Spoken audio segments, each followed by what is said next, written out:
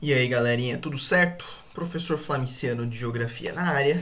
E hoje a gente está aqui para falar dos agentes externos de modificação do relevo. Depois de um bom tempo aí sem vídeos, gostaria de avisá-los que se vocês ouvirem crianças gritando ao fundo do som aqui é porque as crianças do vizinho estão se pegando de pau, aí pode sair alguma interferência aqui. Eu fechei a janela, né? Porque o meu estúdio de gravação avançadíssimo aqui é mais conhecido como o meu quarto. Então esse tipo de coisa pode acontecer. Vamos lá, meus jovenzinhos, os agentes externos. É que assim, galera, ó, o relevo ele é modificado tanto por agentes internos quanto agentes externos. Explicando, agentes internos são as forças internas que vêm do interior da Terra e modificam o relevo aqui em cima, certo? Eu já gravei vídeo sobre isso, sobre as camadas internas da Terra. Gravei um vídeo também sobre a teoria de placas tectônicas, né? Quem assistiu meus vídeos sabe que as forças do interior da Terra são capazes de modificar o relevo, tipo assim, formando vulcão, formando cordilheira de montanha, entendeu? Dobrando a placa tectônica, fragmentando, quebrando a placa tectônica, gerando falhas na placa tectônica, modificando o relevo aqui em cima. Forças que vêm lá do interior da Terra, certo? Só que não é disso que a gente vai falar. A gente vai falar das forças externas. Quais são as forças externas, esses agentes externos de modificação do relevo? Ou forças exógenas, vocês também podem ver por aí.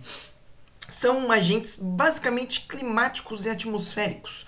Forças que não tem nada a ver com o interior da Terra, que são aqui do externo, da parte de cima da Terra, da superfície da Terra, que tem a ver com a atmosfera da Terra e que tem a capacidade de modificar o relevo. Então a gente tem uma ideiazinha básica, assim, tipo assim, os agentes internos lá, o negócio, o movimento de convecção do manto, a formação das montanhas, os vulcões, eles formam o relevo.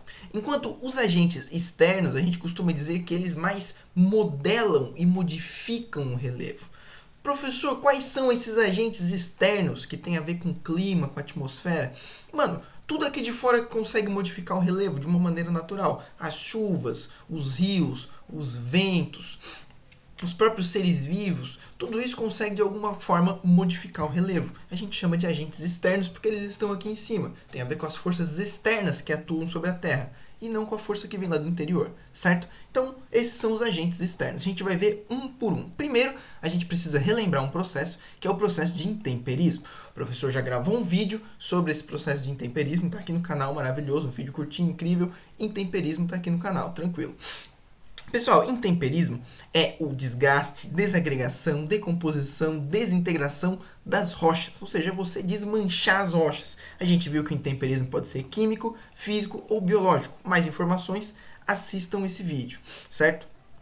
Então vamos lá, vamos começar daqui, ó. A gente já viu que o intemperismo é a decomposição das rochas em areias, argilas, sais dissolvidos ou sedimentos, como a gente chama, certo? O intemperismo ele é muito importante para os agentes externos, porque para modificar o relevo, primeiro você precisa conseguir modificar as rochas, né? Porque os relevos são formados basicamente por solo em cima de rocha ou a rocha ali diretamente, certo? Então, pessoal, quando a gente fala de agentes externos, a gente fala de modificações que acontecem, por exemplo, aqui, ó. A gente consegue ver que essa buracada que foi feita aqui foi feita basicamente pela força da água da chuva. A gente consegue ver que deu uma baita de uma chuva aqui, ou uma sequência de várias chuvas ao longo dos anos, que foi desgastando essa superfície aqui, certo? Ou aqui, ó, a gente consegue ver que tem um rio passando aqui e que foi comendo a parte de baixo aqui e depois foi desabando todo o asfalto que tinha em cima, certo? É uma modificação do relevo feita por um agente externo, ok? É disso que a gente está falando. Agora a gente vai ver os tipos de agentes externos que costumam atuar, certo? Primeiro a gente relembrou que o intemperismo é o processo de desagregação das rochas, desmanchar, desgastar as rochas, ok? Agora a gente vai ver o processo de erosão. Professor, o que é erosão?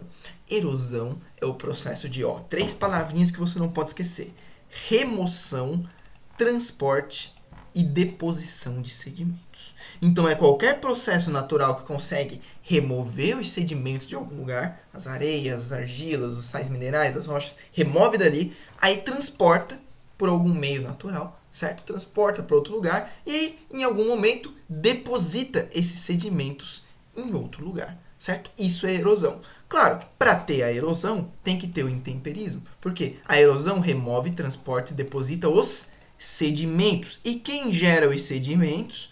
O intemperismo. Então, primeiro o intemperismo tem que desmanchar a rocha, desagregar, desgastar, decompor, desintegrar a rocha, transformar ela em sedimentos, para depois, algum processo natural, remover aquele sedimento dali, que já foi desmanchado, remover ele, transportar e depositar em outro lugar. Certo? Isso é erosão.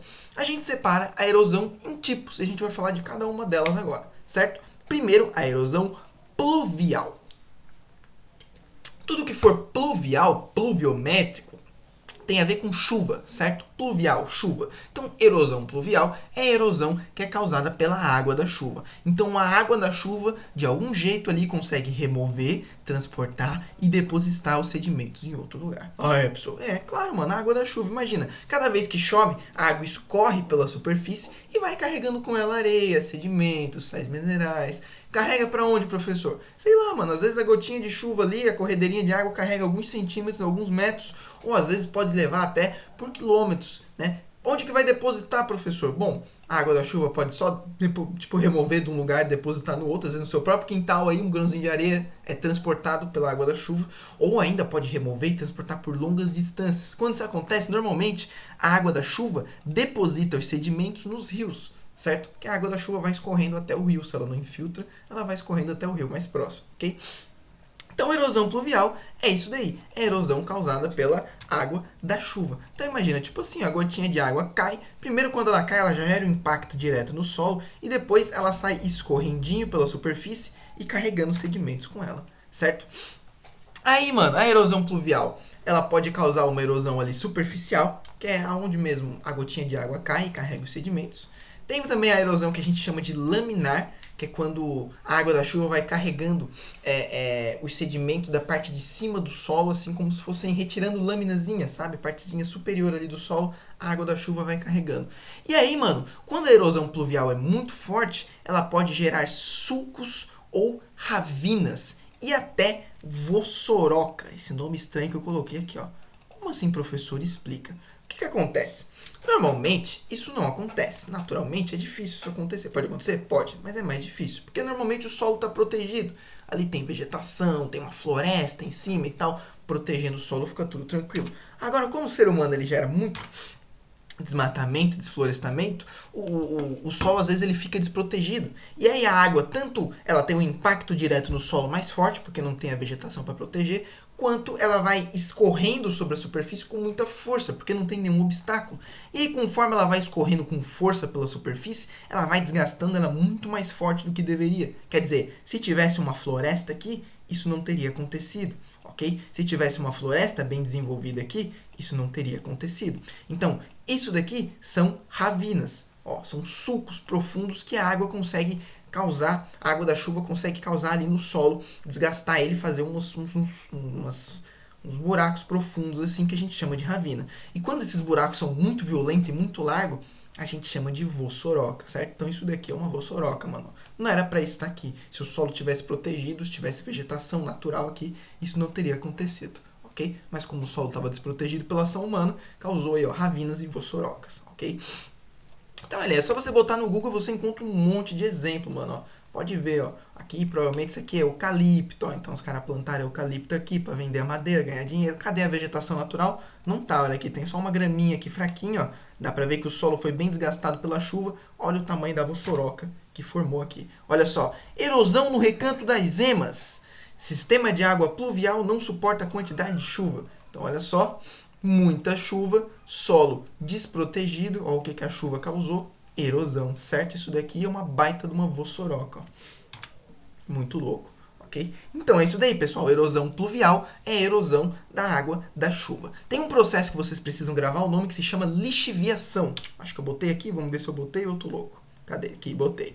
Lixiviação é o processo da perda dos nutrientes do solo. Então, quando o ser humano desmata e deixa o solo desprotegido, a água, além de gerar ravinas e vossorocas, ela também enfraquece o solo, porque ela escorre ali com muita força pela superfície, não tem nenhum obstáculo, não tem nada protegendo, e aí o solo vai ficando pobre, mano, sem matéria orgânica e sem nutrientes, ok? Pode ver, isso daqui é um solo pobre. A água carregou boa parte dos nutrientes aqui, é o processo que a gente chama de lixiviação. Lixiviação é um processo natural, tá, pessoal? O que acontece é que o ser humano intensifica ele quando ele desmata alguma região. Lixiviação está sempre acontecendo. O solo está sempre perdendo nutrientes porque a água está carregando, isso é normal. Só que quando o ser humano desmata, o solo perde muito mais nutrientes e, além disso, não tem a própria vegetação para repor ali as folhinhas secas, os galinhos, os frutos, as coisas que vão apodrecendo no solo e deixando ele fértil, certo? Então, tá aí, lixiviação. Então, a lixiviação tem uma ligação direta com a erosão pluvial, que é a erosão da água da chuva. Próxima erosão.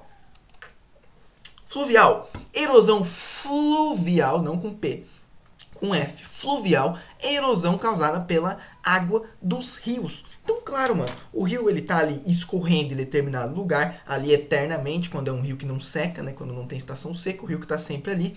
A água do rio, ela vai escorrendo ali pelo leito e vai causando erosão. Claro, ela também causa intemperismo, porque ela vai desgastando e decompondo as rochas. Só que pensa bem, mano, o rio, ele é tipo uma BR-101 de sedimentos, tá ligado? O rio, ele vai carregando sedimento por longos quilômetros. Diferente da chuva. A chuva carrega por um espaço limitado, né? Parou de chover, o sedimento para de escorrer. Agora, no rio não, mano. Erosão fluvial é poderosíssima. A gente tem aqui os exemplos do Grand Canyon, nos Estados Unidos, que foi gerado pela erosão fluvial, né? O próprio rio cavou esse canyon aqui, isso é muito louco, mas a gente tem que pensar nisso ao longo de milhares de anos. O rio escorrendo ali no mesmo lugar, ele vai desgastando, carregando os sedimentos, removendo os sedimentos, depositando eles em outro lugar e cavando um baita de um buracão, olha só. Aqui a gente tem o canyon de Itaimbezinho, no Rio Grande do Sul, aqui no Brasil. Então o canyon não é só coisa dos Estados Unidos. Cadê o canyonzinho aqui, ó?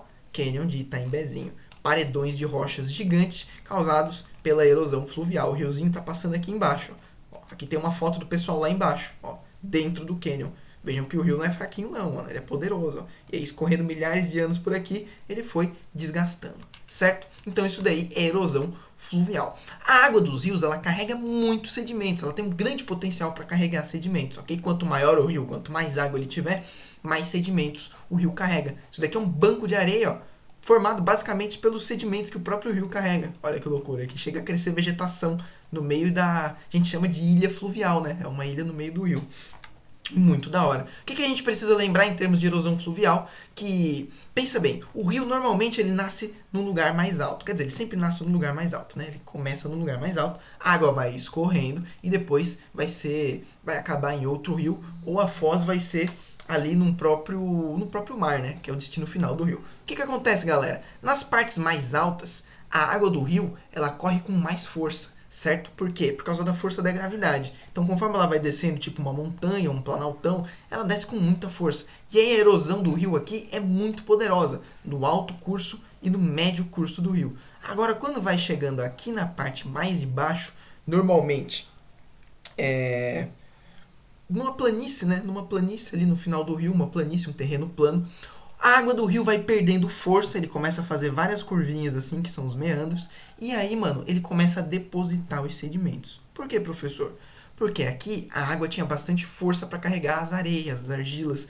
Aqui a água perde a força porque o terreno é mais reto. A água fica mais devagarzinha e os sedimentos começam a ser depositados. Então o rio remove, transporta e deposita sedimentos. Normalmente ele deposita na planície, né, lá na foz, ou até, mano, no próprio mar mesmo, ele vai depositando os sedimentos. Então isso daqui, ó, é um lugar onde o rio depositou os sedimentos. Se tivesse num planalto, velho, a água aqui ia escorrer com muita força, isso daqui não ia se formar. Isso daqui só se formou porque a água não está correndo com muita força aqui, porque, ó, é uma planície, certo? Então aqui são sedimentos depositados.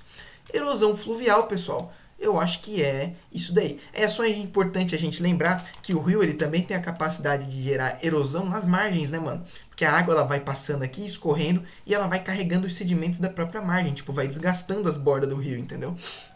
Por isso que é importante ter vegetação na margem do rio, que a gente chama de mata ciliar, para proteger dessa erosão que o rio causa na margem. Se você desmatar a margem do rio, tipo aqui, ó, a água do rio vai comendo essas bordinhas e a própria areia que tem aqui, os sedimentos que estão aqui vão caindo no rio, gerando um processo de assoreamento. Ó, o rio vai ficando cheio de banco de areia, todo atolado de areia, porque a areia do canto vai caindo para dentro, entendeu? Por isso que a mata ciliar tem que ficar aqui para proteger. É mais um exemplo aí da ação humana, né, impactando o meio ambiente, certo? E aí uma última coisa para lembrar, quando você vê por aí essas pedrinhas redondinhas, assim, bonitinhas, normalmente elas são formadas pela erosão fluvial, certo? São pedrinhas que são carregadas pelas águas dos rios, por isso que elas ficam redondinhas assim, elas vão sendo desgastadas pela água do rio em todos os lados, elas vão ficando redondas. Outra coisa que acontece com elas também, principalmente em rio de planalto, é que a água do rio carrega ela e ela vai, tipo, como ela vai sendo carregada, ela vai girando ali no leito do rio, batendo nas outras rochas no fundo do rio, e conforme ela vai girando e batendo, ela vai ficando arredondada. A gente chama isso daqui de seixo rolado. Quando você vê uma pedrinha redondinha por aí, saiba que ela passou um longo período da existência dela em um rio, sendo desgastada, né, sendo intemperizada pelo rio. Ok, tranquilo. Então é isso daí. Vamos para o próximo. A gente viu a erosão da chuva, a erosão do rio. Próximo, erosão marinha, erosão do mar. Pô, é quando a água do mar remove, transporta e deposita sedimentos. Vocês sabem que as correntes marítimas estão sempre aí para todo lado, né? É um sistema bem caótico assim. A água do mar se movimenta muito, com bastante força, então ela carrega bastante sedimento. O que a gente precisa lembrar, mano? A gente precisa lembrar que aqui na costa onde a gente vive, a erosão marinha pode ser muito forte. Ó. Então aqui a gente tem um exemplo ó, da água do mar, deve ter dado uma ressaca muito louca aí, mano. Ó. E olha aí o que a água do mar fez. Isso daqui é erosão marinha. Tá vendo? Ó? A força das ondas removendo, transportando e depositando sedimentos. Né? Então você vê aqui que as rochas, ó, além de estar sofrendo intemperismo da água do mar, as rochas estão sendo desmanchadas, desgastadas, certo? Algumas coisas aí importantes se formam com a erosão marinha. Primeira coisa importante que se forma com a erosão marinha é a praia. Mano, a praia é um grande depósito de sedimentos, né? Por isso que ela é formada por areia. E quem é que faz a praia? Como que a praia se forma? As próprias ondas. Então a água do mar carrega sedimentos de algum lugar, normalmente sedimentos trazidos por um rio, certo? E aí, mano, as ondas vão carregando essas areiazinhas para cá e depositando elas aqui. A cada um dia que vem um pouquinho de areia e vem depositando. Então as praias são grandes depósitos de sedimentos formados pelas próprias ondas.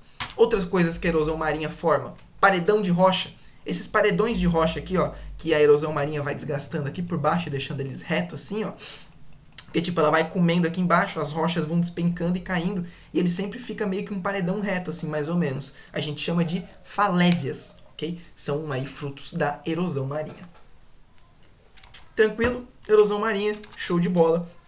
É isso daí, né? Então a água vai aqui, além de causando intemperismo nas rochas, ela também vai causando erosão, formando falésias e praias. Show de bola! Próximo passo, erosão eólica. Erosão eólica é quando o vento, mano, remove, transporta e deposita sedimentos. A própria força do vento, certo? O que a gente precisa lembrar de interessante aqui? Primeiro, a força do vento, mano, conforme o vento vai batendo em um lugar que tem areia, estão vendo esse areião aqui, ó? Quem já foi numa duna sabe como é que é. Quando o vento tá forte, a sua perna é bombardeada por grãozinhos de areia, chega a arder, tá ligado?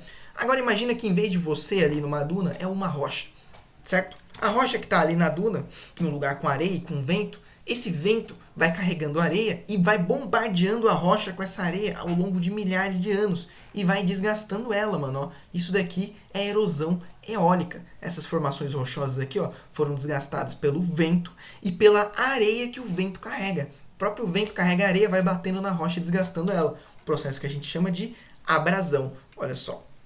Isso daqui é uma foto da taça, né?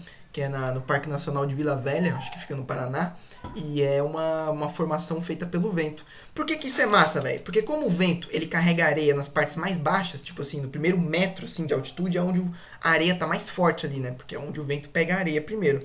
E aí ele vai desgastando as rochas por baixo, ó.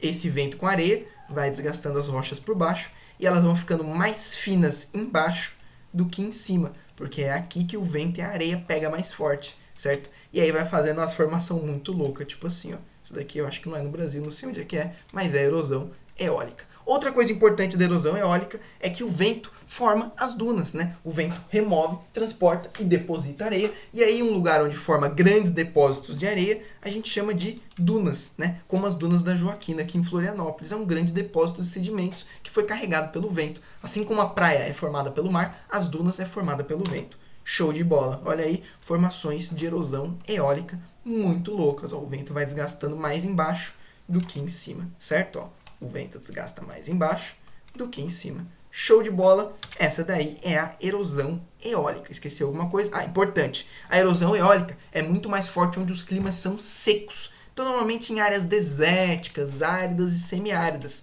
é onde esse tipo de erosão aqui vai ser mais forte. Por quê, professor? Porque em locais úmidos, esse tipo de coisa não se forma. Porque chove, velho, chove, tem rio, e aí a erosão da água ela é muito mais forte, né? Então, se fosse um lugar extremamente úmido, isso daqui não existiria. A própria água da chuva ia desmanchar isso muito mais rápido. Não ia ter esse tipo de formação, certo? Então, a erosão eólica é mais forte em locais secos. Tranquilo, vamos para o último para finalizar este videozinho, erosão glacial. Mano, o próprio nome já diz, erosão glacial é feita por aquela cerveja, né? Não, tô zoando. Erosão glacial é erosão feita pelo gelo, mano. Mano, como que o gelo remove, transporta e deposita sedimentos? Derretendo, velho. Então, as geleiras, elas vão, dependendo do lugar, assim, conforme vai passando as estações, verão, inverno, verão, inverno, verão, inverno, não é que elas chegam a derreter, mas elas se movimentam, tá ligado? E o movimento das geleiras gera atrito entre o gelo e as rochas. E aí, além de gerar intemperismo, porque ele vai desgastando e quebrando as rochas, desintegrando mesmo, picando as rochas ali embaixo da geleira, elas vão sendo picadas conforme a geleira vai escorrendo, derretendo não, vai se movimentando, descendo ali algum vale, certo? Então, a erosão, o gelo, além de gerar intemperismo, ele também gera erosão, porque além de quebrar as rochas, ele também transporta e deposita elas em lugares mais baixos, certo? Então, a erosão glacial é feita pelo movimento das geleiras. Olha só, dá pra ver que essa geleira, ela tá descendo aqui, mano, ó. Ao longo de bastante tempo, ela vai descendo e ela vai desgastando. Depois que ela desgasta, ela gera um vale tipo isso aqui, ó. O que tem de massa nisso, mano? O que tem de massa é o seguinte. A erosão glacial, ela gera vales em forma de U. Vales arredondados. Olha aqui, ó, o gelo vai se movimentando, a geleira vai se movimentando. Olha aqui, ó a geleira se movimentando aqui, ó. Formando vales, ó. Tipo um rio congelado, tá ligado? Olha que loucura, ó. A geleira está se movimentando aqui, ó. E aí depois ela vai formar um vale assim, ó. Um vale em forma de U. Professor, qual a importância disso?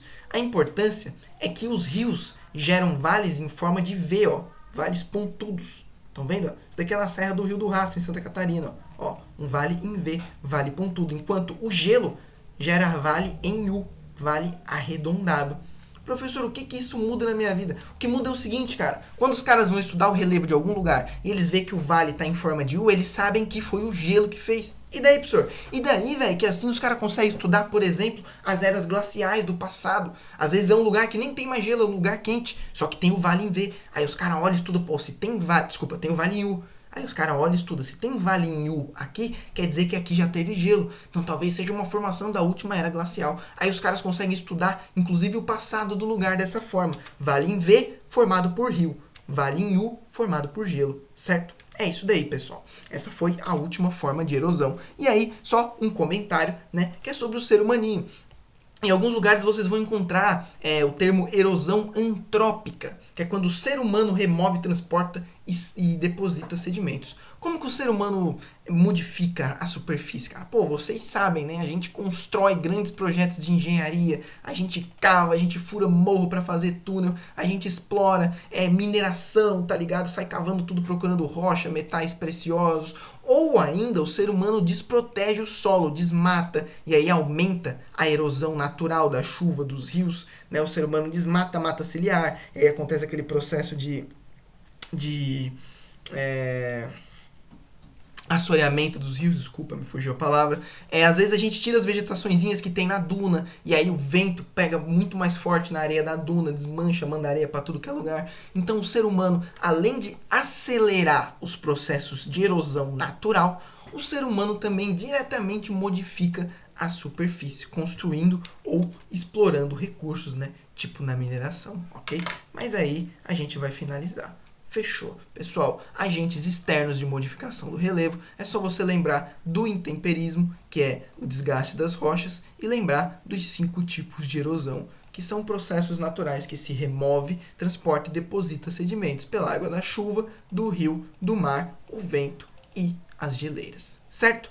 É isso daí, pessoal. Um abraço a todos. É nóis.